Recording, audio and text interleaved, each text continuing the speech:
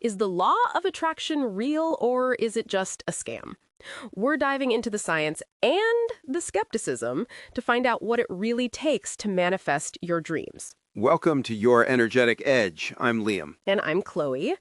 Today we are tackling a huge and, let's be real, sometimes controversial topic. The law of attraction. You know, the idea that our thoughts can shape our reality. And let's be honest, from a purely scientific standpoint, the way it's often presented, it sounds a lot like wishful thinking. Yeah, it really does. This idea that you can just, sit on your couch, visualize $1 million, and the universe will just deliver it. It's completely understandable why there's so much skepticism. It is. But that's exactly why we're having this conversation. We want to move past the magical claims and look at the actual psychological and neuroscientific principles that could explain why these practices might actually work for some people.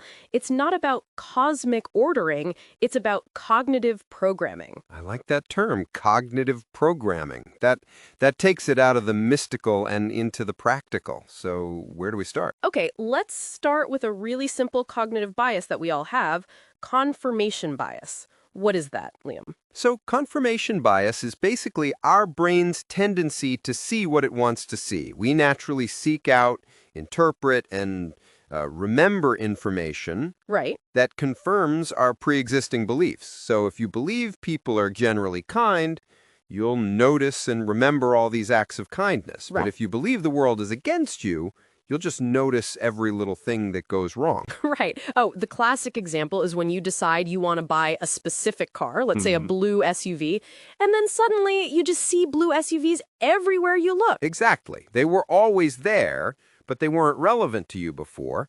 Now that you've focused on it, your brain is highlighting that information.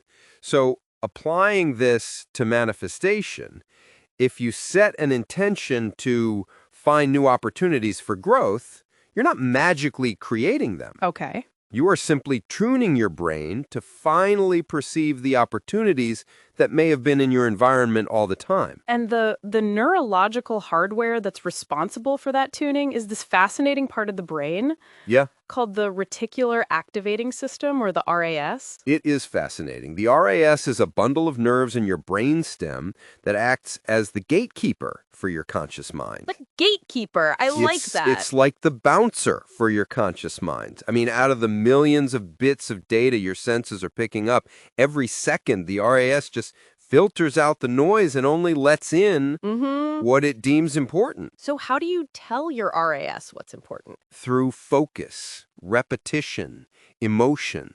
When you set a clear goal, or you create a vision board, or write down daily affirmations. Right. You are essentially programming your RAS. You're telling it, hey, this is a priority.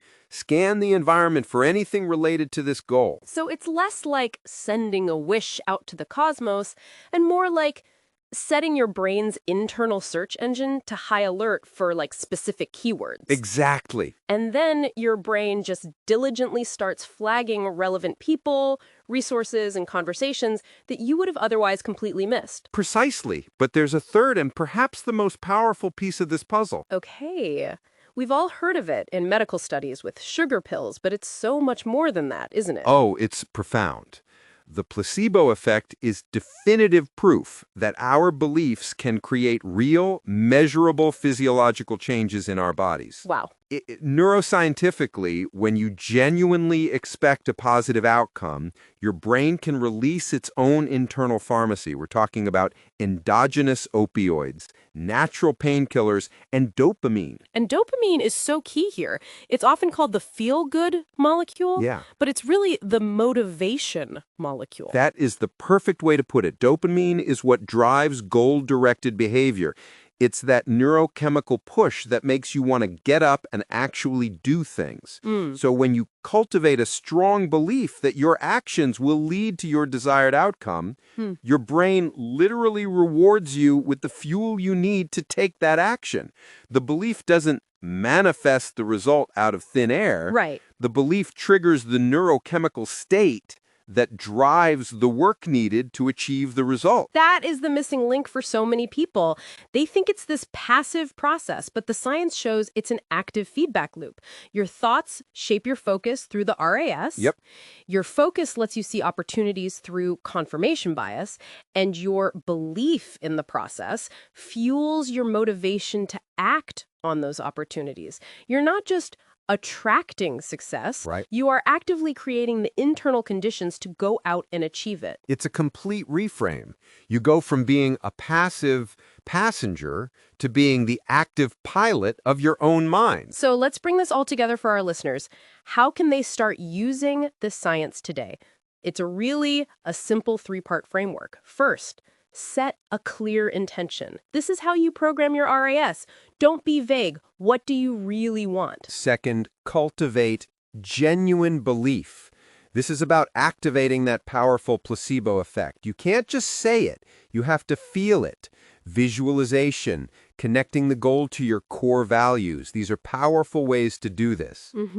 And this is what will generate the dopamine to drive you forward. And third, and this is the most critical part, take inspired action. Your brain is now primed. Your RAS will start pointing things out. You feel that dopamine-driven motivation. Yeah. Your job is to use it. Yeah. The universe isn't going to do the push-ups for you. You've tuned your awareness. Now you have to act on what you perceive. We're building a community of conscious creators who are using science and psychology to build a better life. So if you found this conversation valuable, make sure to like this episode so more people can find it, and subscribe to our channel for more deep dives into the science of success. And we want to hear from you. Do you have a story about using these principles to change your life, or are you still a skeptic? Let us know in the comments below. Thanks for tuning in to Your Energetic Edge. In our next episode, we'll be exploring the science of flow states, that feeling of being completely in the zone, and how you can engineer more of it into your work and your life. You won't want to miss it. And before we go, here's a question we'd like you to think about.